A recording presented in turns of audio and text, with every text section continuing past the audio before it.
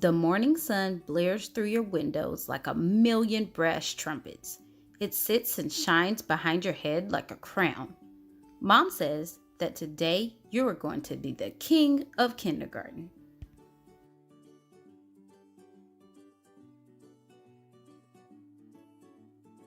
You'll use a golden brush to clean ye royal chiclets. You'll wash your own face with a cloth bearing the family crest. You'll dress yourself neatly in hand-picked garments from the far-off villages of Oshkosh Bagosh. You'll be ready to reign.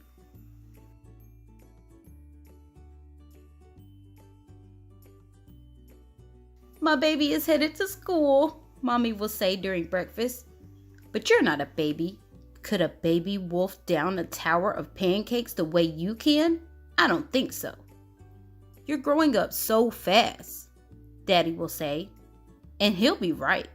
I can't stay the same size forever, can I? You'll say. One day, I'll be taller than you, Daddy, and you'll be my little man. Daddy will laugh, but you won't be joking.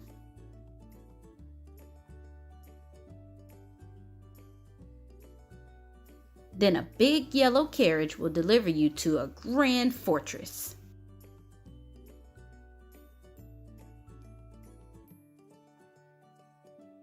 As you walk up to the towering doors, you'll remember Mommy saying, "Hold your head high and greet everyone with a brilliant, beaming, majestic smile, for you are the king of kindergarten."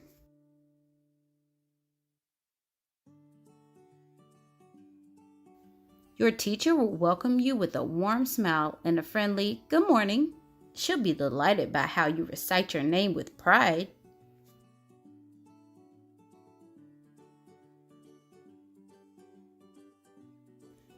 When you head to your royal seat, the kids at your round table will wave and say hi, like they've been waiting on you all summer. So you smile back, return the wave, and give them a cheerful "Hi, everybody." The truth is, you couldn't wait to meet your kindergarten kingdom either.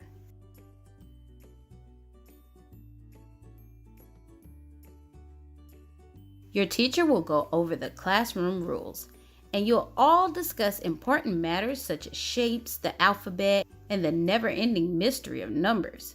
She'll even read a book about trucks, trains, and tractors. Woo! It sounds like a lot, but you're the king of kindergarten. Piece of cake.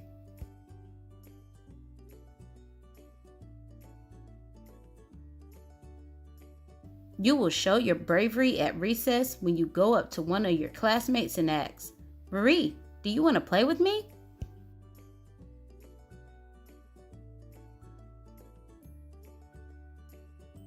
Not only will she say yes, but she'll lead the way in helping you save the kingdom by battling a fire-breathing dragon.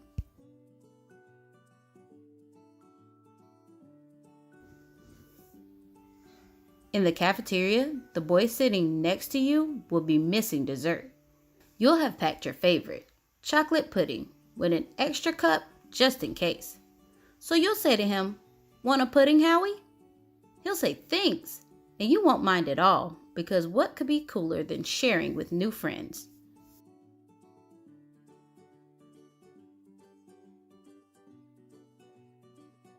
After a royal rest, you'll arise to sing and dance and hop to a rhythmic beat.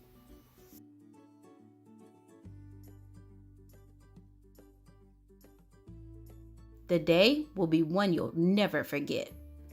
At the end of it, your teacher will wish you all a magnificent evening and bid you farewell until dawn.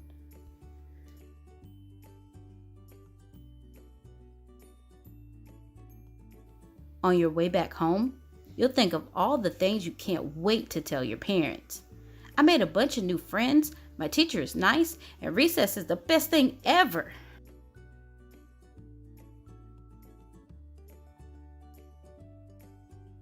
And tomorrow it will begin again. Another day as the charming, the wonderful, and the kind king of kindergarten.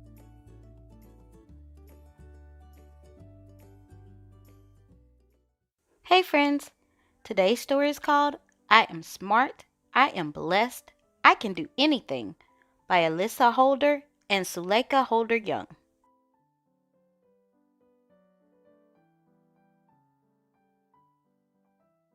Ayan woke up bright and early. He usually loved going to school, but today he felt a little bit worried.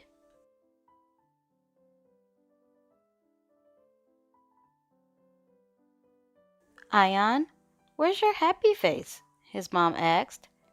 I'm not feeling so happy today.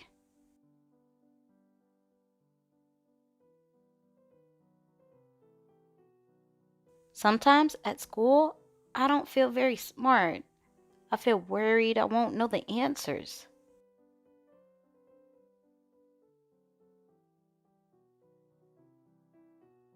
Ayan's mom looked into his eyes. Do you remember what we always say? He nodded. Let's say it together. I am smart. Let's say it louder now. I am smart. They both shouted toward the sky. Ayan felt better, but deep down, he was not so sure.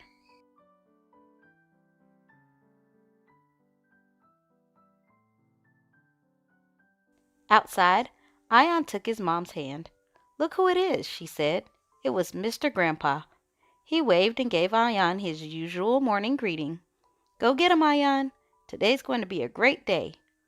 Thanks, Mr. Grandpa, Ayan replied quietly, but deep down, he wasn't so sure.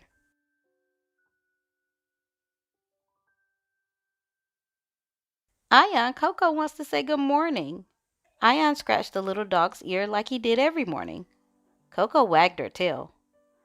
Ayan high-fived his friend Amarly. She lived just around the corner. See you at recess, Ayan, yelled his friend.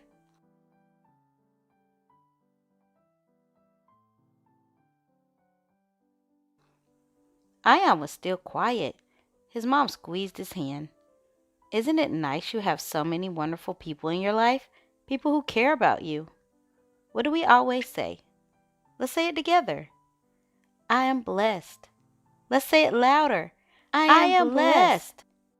They both shouted. Ayan's mom picked him up and swung him around. Ayan couldn't help but giggle.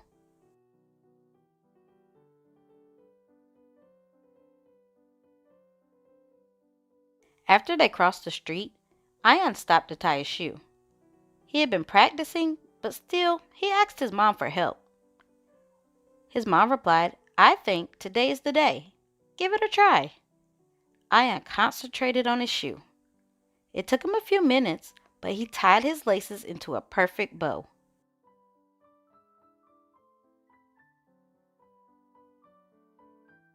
See, Ayan, you can do anything. Let's say it together. Ayan smiled. I can do anything. He looked at his mom. Louder? He asked. She nodded. I can do anything, they both said together. Ayan let go of his mom's hand and she bent down to give him a big hug.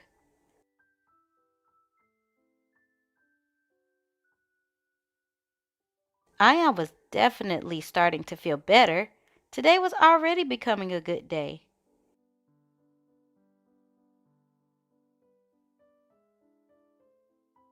He thought about what his mom had said.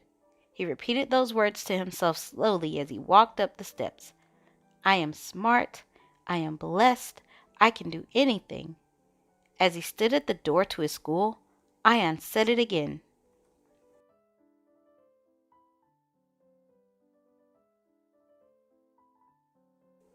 This time out loud.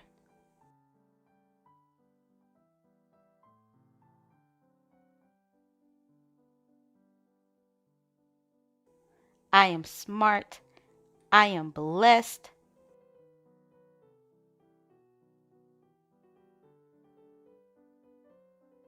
I can do anything.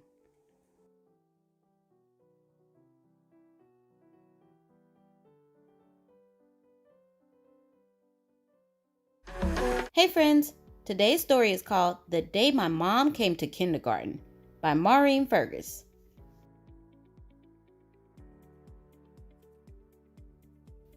My awesome backpack! I liked kindergarten from the very first day.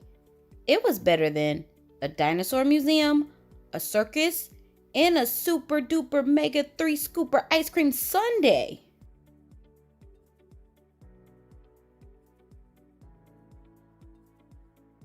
My mom was happy for me, of course, but I got the feeling she was also a little sad that I was growing up and starting to have adventures without her. So one morning when I was standing in the line outside the kindergarten door, instead of saying goodbye, I asked if she'd like to come inside.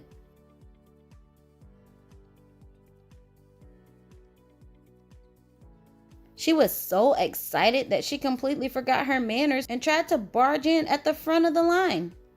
"I'm sorry, Mom, but you need to go to the back of the line," I said.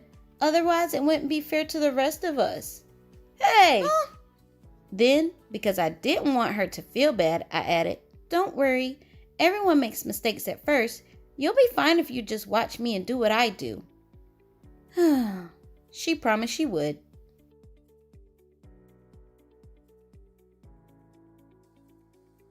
But I guess she forgot her promise because she walked right into the classroom without even taking off her outdoor shoes. My teacher, Miss Budry, was nice about it. I was shocked. Who did Mom think was going to clean up the muddy footprint she'd made on Miss Budry's nice clean floor?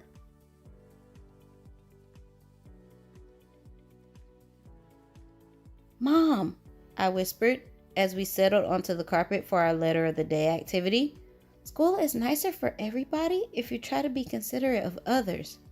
She promised she would make an effort. Does anyone know a word that starts with the letter D?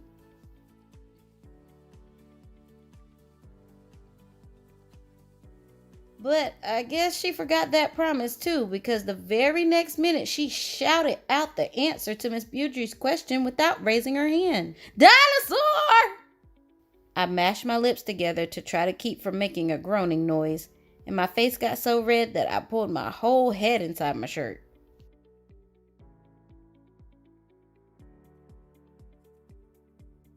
My mom looked down into my shirt, where my head was, and apologized for not waiting her turn to speak. I peeked up at her and pointed out that she wasn't paying attention to Miss Budry. "Talking while Miss Budry is talking?" I whispered. "Very embarrassing, Mom." It was hard to believe she'd ever been to kindergarten. She didn't even know the basics. Our rules: listen, raise your hand, clean up, no outdoor shoes, be polite, and always follow directions.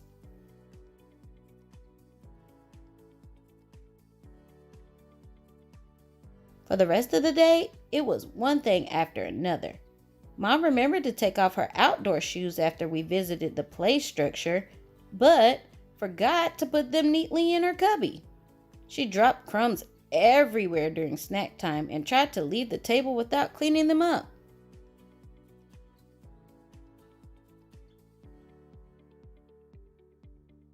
"Hey!"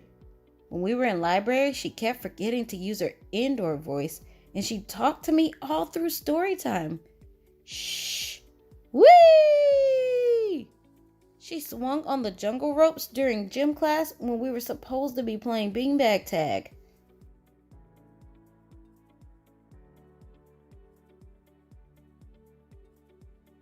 During music class, she went to the bathroom without asking permission and then dawdled so long on the way back that she missed her turn on the bongo drums. And when she was having trouble with the scissors during craft time, she made a loud fluffy noise and slammed them down on the table.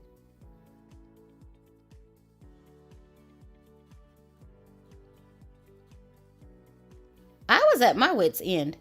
I didn't know how Miss Budry could stand it, but Miss Budry said I should remember that Mom had never been to our class before.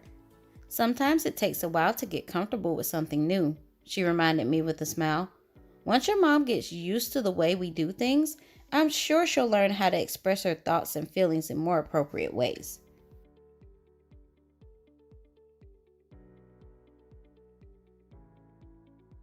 We agreed that we should give Mom a little more time to figure things out.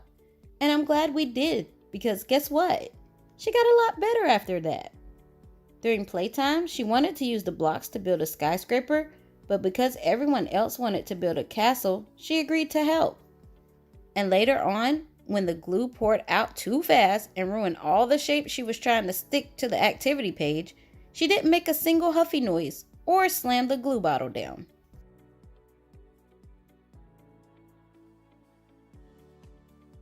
I'm proud of how hard you tried today, Mom, I told her as we were getting ready to go home. You can come back tomorrow if you want. Thank you, honey, she replied, but I think it would be better if I only came back to visit once in a while. I can tell from the size of the chairs around here that kindergarten is meant for people much littler than me. And besides, kindergarten is hard work.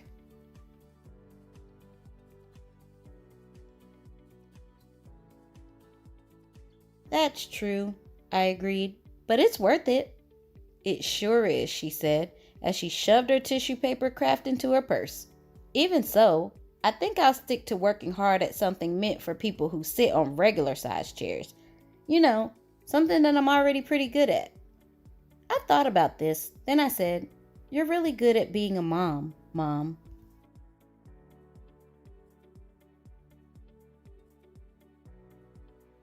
She said I was really good at being a kindergartner, crumpled some important notes from Miss Beaudry into her pocket, and gave me a big hug. As I hugged her back, I whispered, "Now, please take your place in line, Mom. Miss Beaudry won't dismiss us until you do." Oops.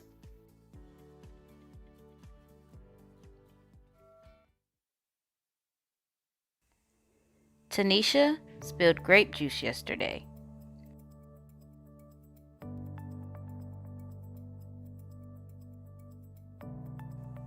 All over her new dress. Everyone laughed. I almost did too, but Mom always tells me to be kind, so I tried.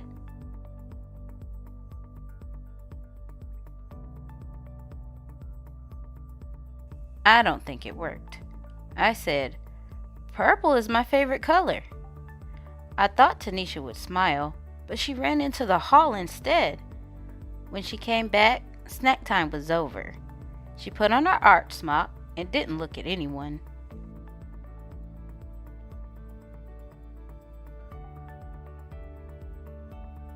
I almost told Tanisha that art was my favorite class, but I didn't want her to leave again. So I painted purple splotches and added some green until I had a bunch of beautiful violets. While I painted, I thought about Tanisha. Should I have handed her my napkin?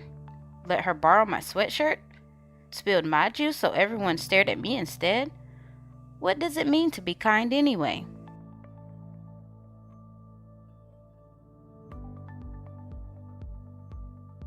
Maybe it's giving. Making cookies for Mr. Rinaldi, who lives alone. Letting someone with smaller feet have my too tight shoes. He might win races in them too.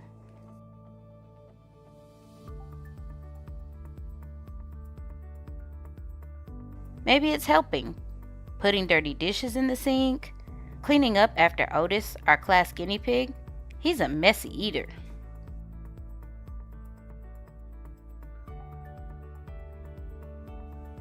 Maybe it's paying attention.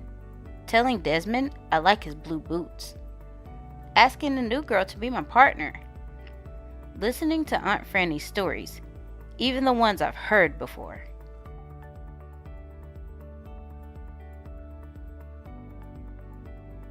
Being kind should be easy, like throwing away a wrapper or recycling a bottle, or saying, "Thank you," "Bless you."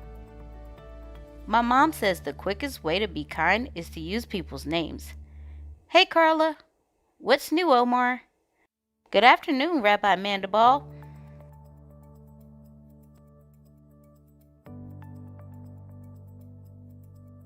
Being kind can be hard too, even when you know what to do.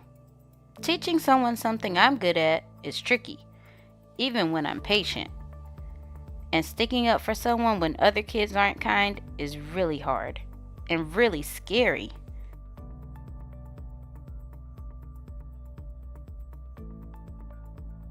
Maybe I can't solve Tanisha's grape juice problems. Maybe all I can do is sit by her in art class and paint this picture for her, because I know she likes purple too.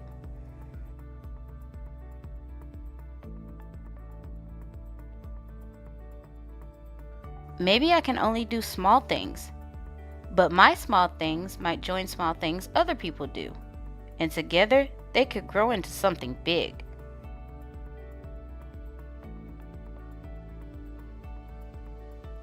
Something really big. So big that all our kindnesses spill out of our school, spread throughout the town,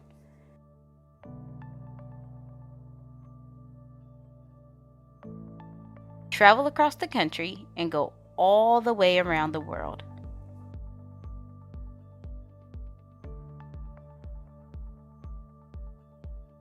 Right back to Tanisha and me, so we can be kind again and again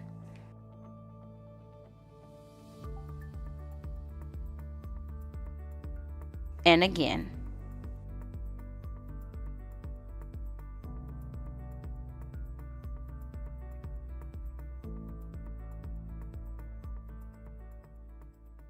Today our story is called The Cool Bean by Jory John.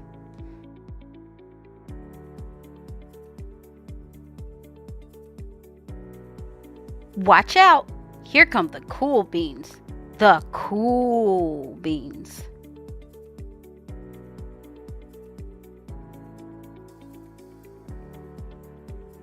Oh yeah, check out how they move. Look at the way they swagger. Notice their sunglasses? Yow!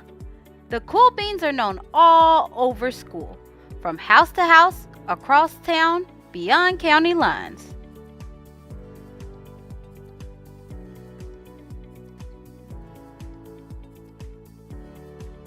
In the olden days, last year, we were all one big pod of beans. We were a mixed bag, but somehow it worked. Yep, those were the good old days. And then we stopped seeing each other as much. That's just how it is sometimes. You spend less time together, even though you're not totally sure why.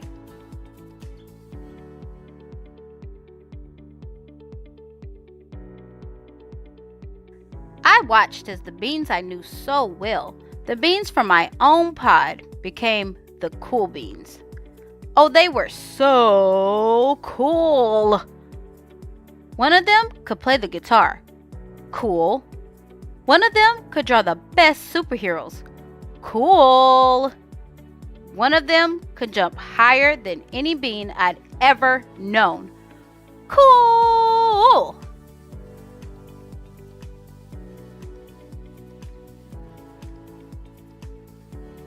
Me? Well, I mostly stayed the same. Sure, I made some small changes. I wore sunglasses. Too big. I slicked my hair back. Too slick. I strutted around. Ow! I swaggered. Oof.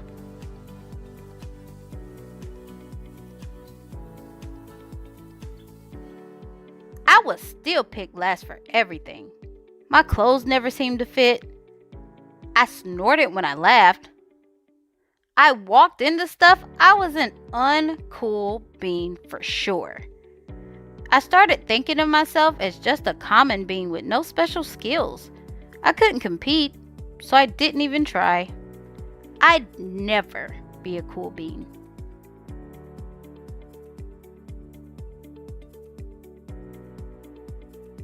It seemed like there were two types of beans in the world.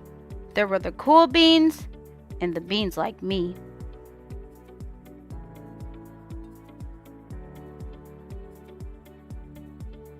The days all blended together.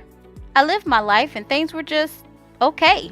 I took tests and ate lunches and mostly kept to myself. The cool beans continued being cool. I mean, sure, I missed them a bit, but it's not like I was going to say anything. I felt like all the coolness had gotten in the way of our friendship. And that's how it went, until one day,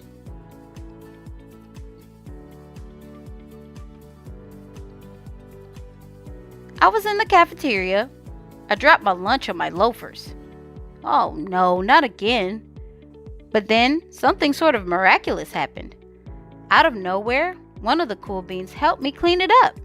He didn't even say anything. He just gave me a nod. That was it. Later, I was out on the playground. I tripped and scraped my knee. and maybe cried a little bit, and everybody saw it. Another one of the cool beans came to my side, and without a word, he dusted me off.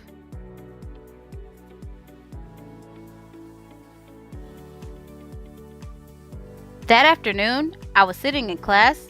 I wasn't really paying attention. I didn't notice, but our teacher had called on me. Everybody stared. I sat there in silence. Nobody said anything. And then everybody just laughed at me. That was it.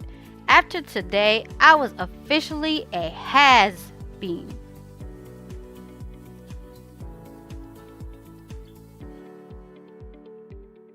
But then one of the cool beans stood up and came over to me. Everybody watched.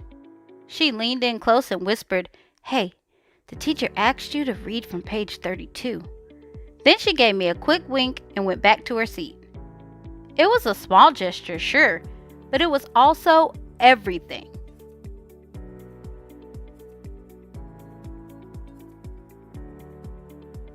I walked home with a goofy smile on my face. I smiled all the way through dinner. That day made all the difference. It was a day that could have been really bad if not for the kindness of a few cool beans. It gave me a shred of confidence. That shred of confidence has continued to grow.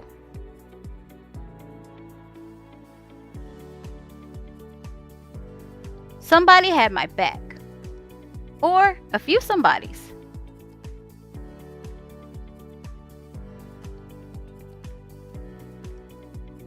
After that, I started hanging out with the cool beans again. How have you been? Get it? How have you been? Not all the time, but sometimes. At lunch, after school, even on the weekends.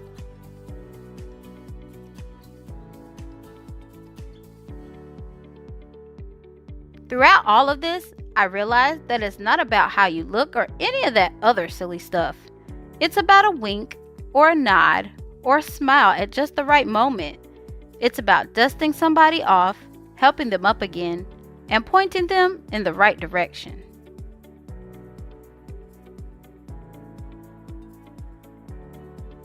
You need a hand?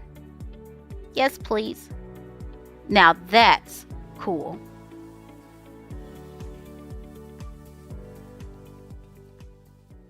Hey friends, today's story is called Llama Llama and the Bully Goat by Anna Dudney.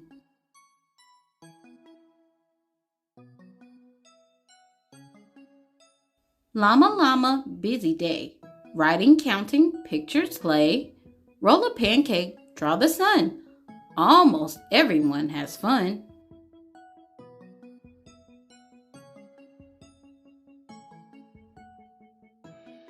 Time for circle, time for song. Time to clap and sing along. Kitty, rhino, sheep and calf, llama, Nellie, and giraffe all sing songs in their own way. Moo and bellow, baa and bray.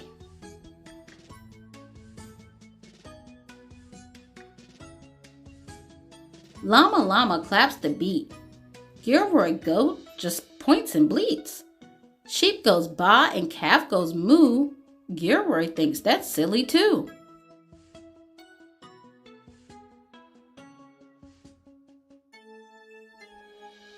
Llama Llama likes to sing. Gilroy laughs at everything. Llama sings out just the same. Gilroy says a not nice name. Teacher has some things to say. Calling names is not okay. Being mean is not allowed. Teacher says to stop it now.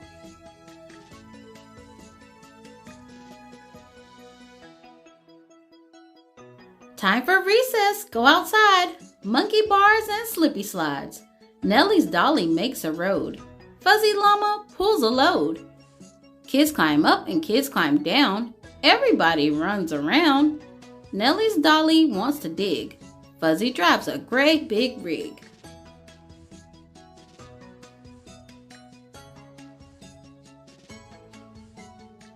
Gilroy stands in Fuzzy's way. Gilroy, do you want to play? Gilroy bleats and kicks the dirt. He gets sand on Llama's shirt. Gilroy throws some dirt at Nellie. Ha ha, those are really smelly. Gilroy pushes, Fuzzy falls. Ha ha, Llama's playing with dolls.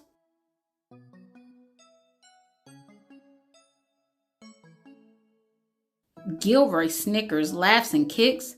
Gilroy tosses toys and sticks. Gilroy stomps on Llama's coat. Gilroy is a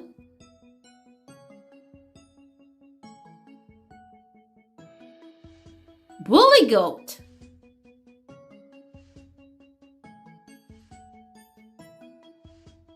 Gilroy, this is not okay. Stop it or we'll go away.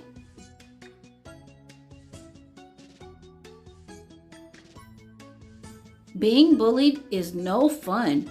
Walk away and tell someone.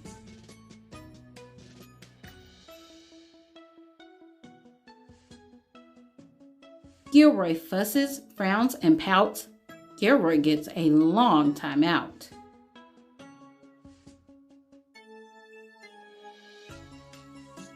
Teacher says, let's try again. Gilroy, can you be a friend? No more kicking, no more names. Time to play a nicer game.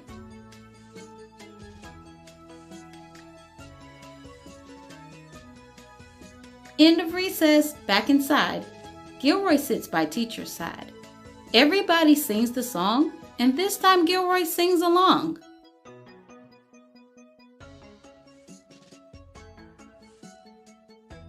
Gilroy Goat has fun with Llama, but school is over. Here comes Mama. Tomorrow has more games to try.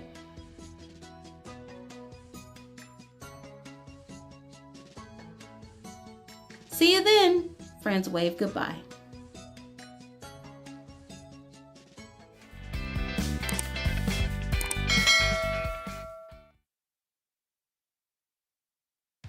In all the wide blue seas, in all the wide blue world, the top school for fish was Theodore Roosterfish Elementary.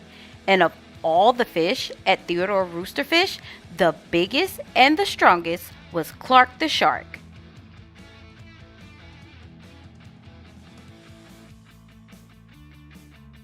Clark loved school, and he loved his teacher, Mrs. Inky Dink. He loved to play upsy-downsy and spin-a-majig with his friends. Clark loved his life.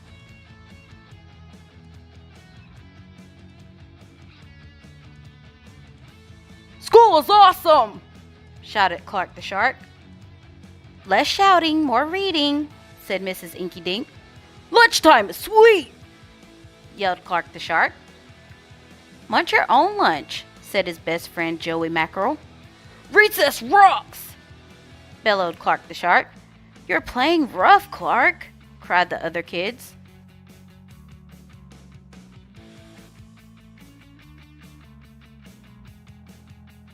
Yes, Clark loved his life with all of his sharky heart, but he loved everything way too much. He was too loud, he was too wild, he was just too much shark for the other fish to handle.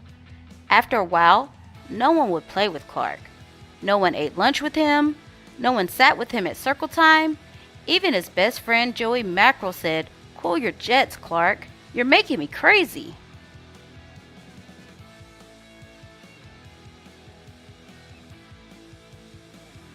One day, Clark asked Mrs. Inky Dink, "What's wrong with everyone?" Mrs. Inky Dink patted his fin. "Clark, sometimes you play too hard, you munch too hard, and gosh, you even help too hard." "But life is so exciting," said Clark. "There's a time and a place for everything," said Mrs. Inky Dink, "and sometimes the rule is stay cool."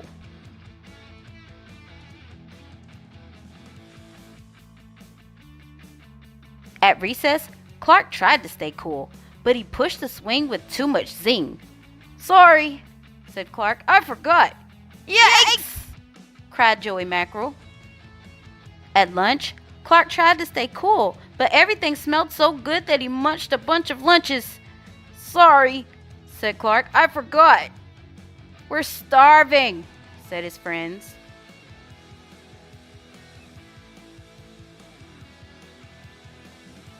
In class, Clark tried to stay cool, but a good book got him all shook up. "Now, Clark," said Mrs. Inkydink, "this isn't the time or the place. Tell me, what's the rule?" "Stay cool," said Clark. "Hey, that rhymes!" he cried. Then Clark got a big idea in his sharky head. "Maybe if I make a rhyme, I'll remember every time," he thought. The next day, he put his plan to work.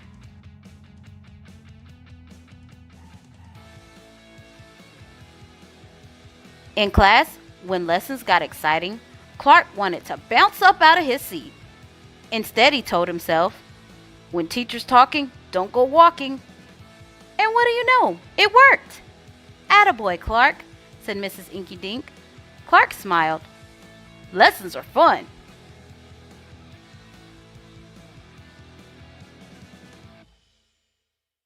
At lunch, everything smelled so yummy.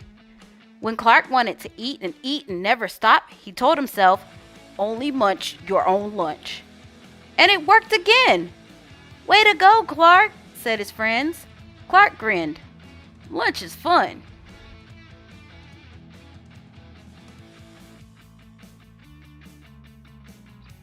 At playtime, Clark told himself, "Easy does it, that's the way. Then my friends will let me play." And playtime was fun. Once more, Clark loved his life.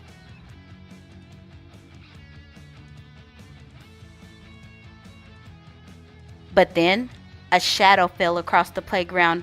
A ginormous shadow with tentacles galore.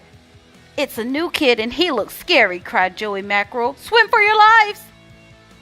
The squid squashed the slide and it snapped off the swings. "Oops, my bad," said the new kid.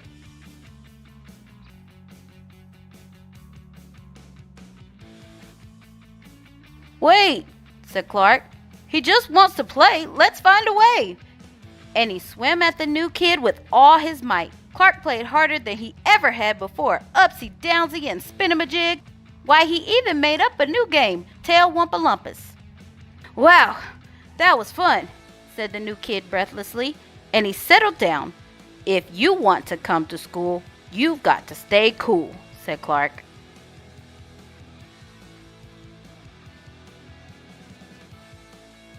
"That's right, Clark," said Mrs. Inkydink, "and thanks for taking care of our new classmate, Sid the Squid." "Hooray for Clark the Shark!" everyone cheered.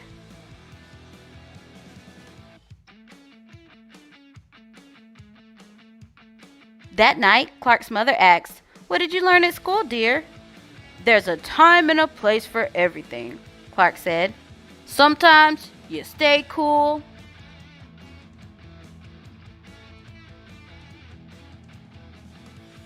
but sometimes a shark's gotta do what a shark's gotta do." Today we're reading David Gets in Trouble by David Shannon.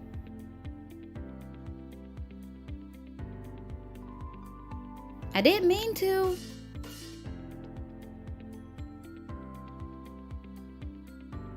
It was an accident.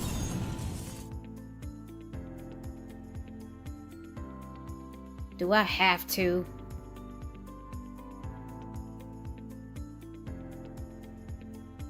I forgot.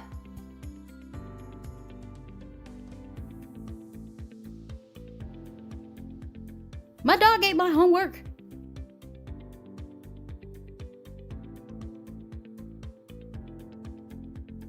I couldn't help it.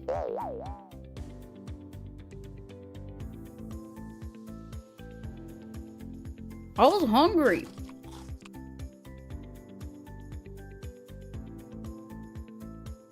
But she likes it.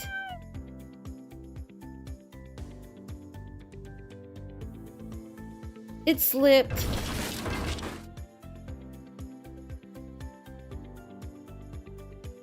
But Dad says it.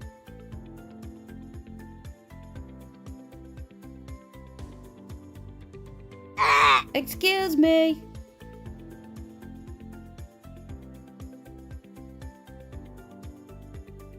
No, it wasn't me.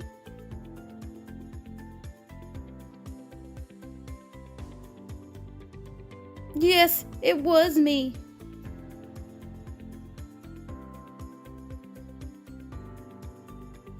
I'm sorry.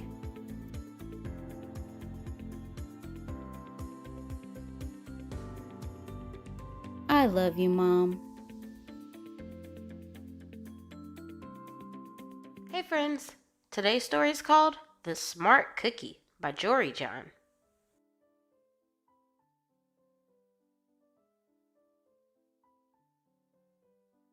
Greetings, I'm a cookie. I live in a bakery on a street corner near a river. Come on in.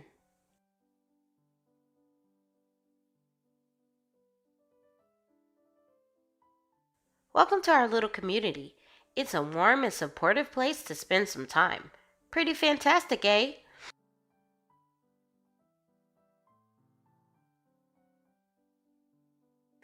These days, life is sweet, but my journey wasn't always a cakewalk. When I was younger, I couldn't have imagined fitting in here. For a long time, I didn't feel comfortable speaking up or sharing my ideas. I didn't feel like a smart cookie. I wanted to be a cookie who knew all the answers, a cookie who felt confident in a group, a cookie who said aha when solving a puzzle. Like this, aha!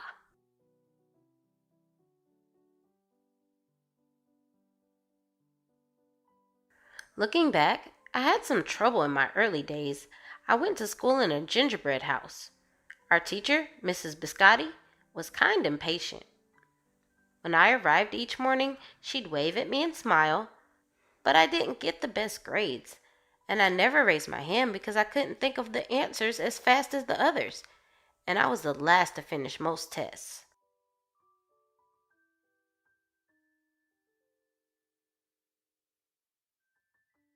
It wasn't because I didn't care, and it wasn't because I didn't try. Sometimes I'd get distracted and mess up, even though I knew the material. Those were the most frustrating moments of all. Once I misspelled the word dough. That was rough. Another time I added when I meant to subtract. Occasionally, we'd have a lesson where I had absolutely no idea what was happening. I just couldn't keep up. I imagined that my desk was a raft and that I was completely lost at sea, because that's what it felt like.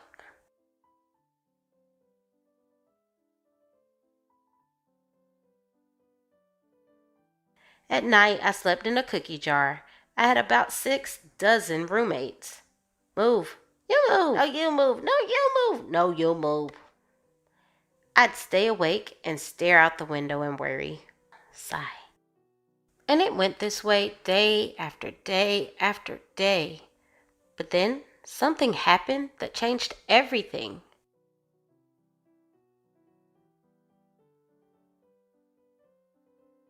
It all started with a homework assignment. Miss Biscotti requested our attention one afternoon. Tonight, I would like you to create something completely original, she announced. It can be anything you want. Please bring it to class tomorrow. That was it. There was no further instructions. Miss Biscotti winked at me as I gathered my belongings.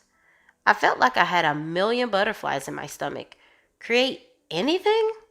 Something original? Due tomorrow? Gulp.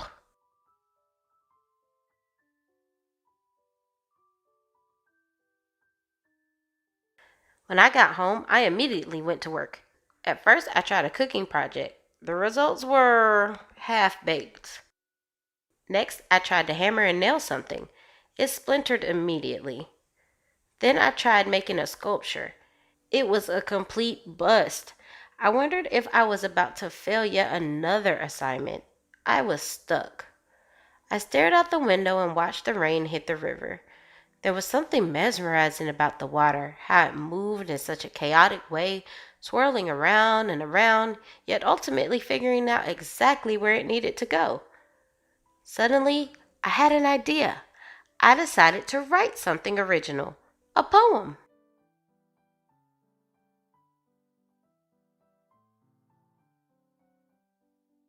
I came up with the title based on how I'd been feeling, my crummy day.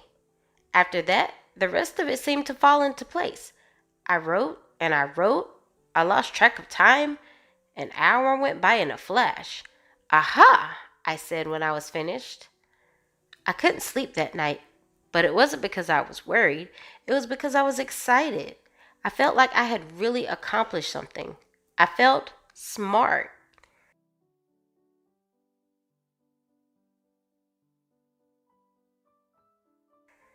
The following day, Miss Biscotti asked for volunteers to share what we'd created. One kid showed off his original frosting art. Another kid revealed her sprinkle distribution machine. It was neat seeing how everyone was good at such different things.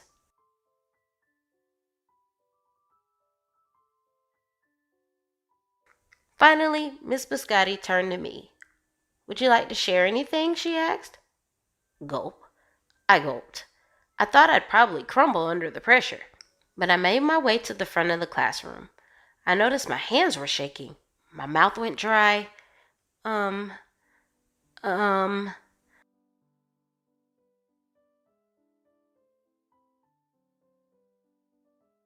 This poem is called My Crummy Day, I said, my voice crackling, and then I read it aloud.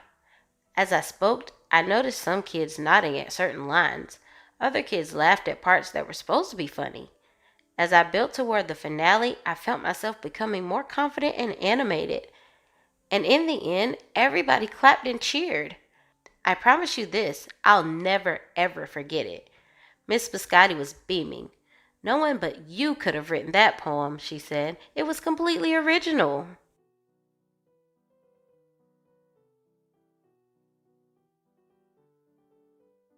Aha!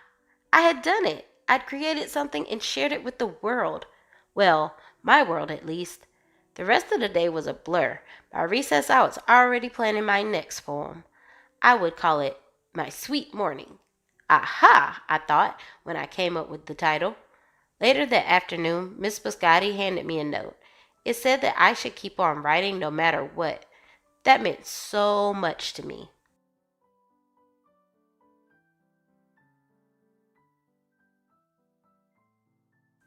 School was a bit different after that. I wasn't so scared to raise my hand or ask a question or share my work. Sure, some things still don't come as easily for me as they do for others, but now I know that you can be smart in many different ways. You don't have to have the answers to every question or suddenly be great at everything all at once. You just need a chance to try all kinds of things to find out who you are and what you like to do.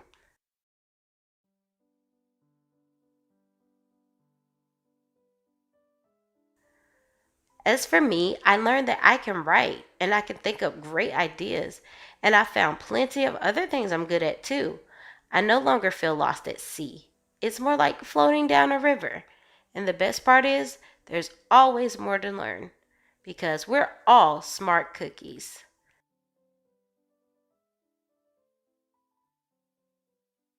Hey friends, today's story is called Ferocious Fluffity by Erica S. Pearl.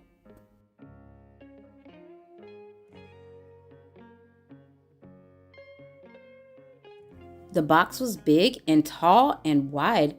Could there be a pet inside? Children pushed and shoved to see. "Aw!" they cried out happily. "She's so tiny! She's so sweet! Such cute whiskers! Such cute feet!" Mr. Drake said, "Look, don't touch. She's too little. It's too much."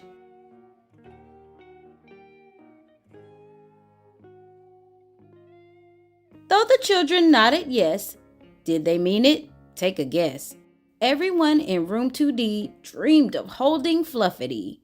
So one day when Mr. Drake overslept quite by mistake, all his students yelled, "Hooray! We can take her out today!"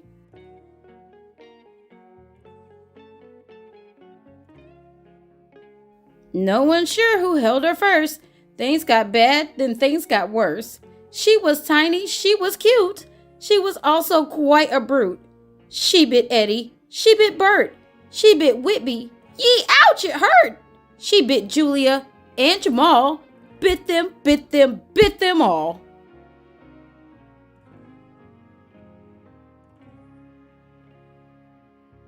Children screamed and children ran. Xander, Zara, Sydney, Stan, Kevin K, and Kevin B. At their heels was Fluffity.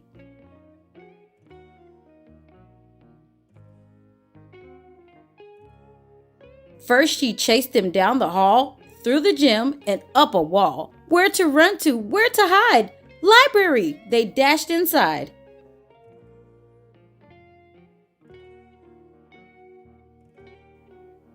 Meanwhile, back in room 2D, Mr. Drake said, "Woe is me. Where can all my students be?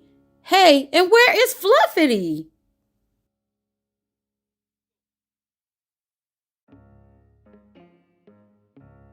She bit Ruthie, she bit Rose, she bit Dathan on the doze. She bit Perrin, Pam, and Paul, bit them all.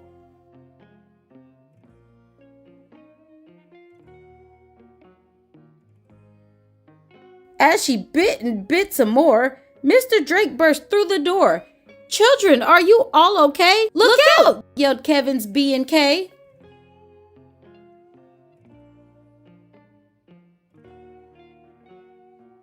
But their warning came too late. Mr. Drake now met his fate. Quick as lightning, Fluffity opened wide.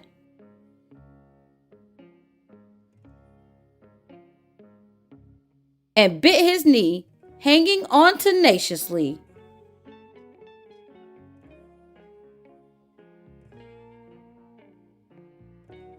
Kids tried tickling, kids tried toys, kids tried making lots of noise.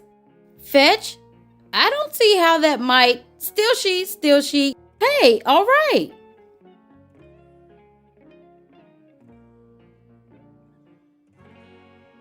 All the kids agreed that they learned a thing or two that day.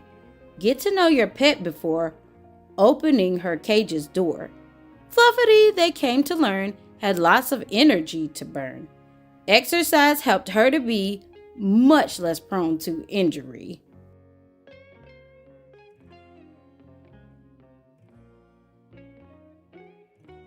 Now the kids in room 2D take good care of Fluffity. So much so that Mr. Drake forgave them for their big mistake. In fact, he just agreed to let his students get one more class pet. Come by it too, they're having cake and welcoming their new pet,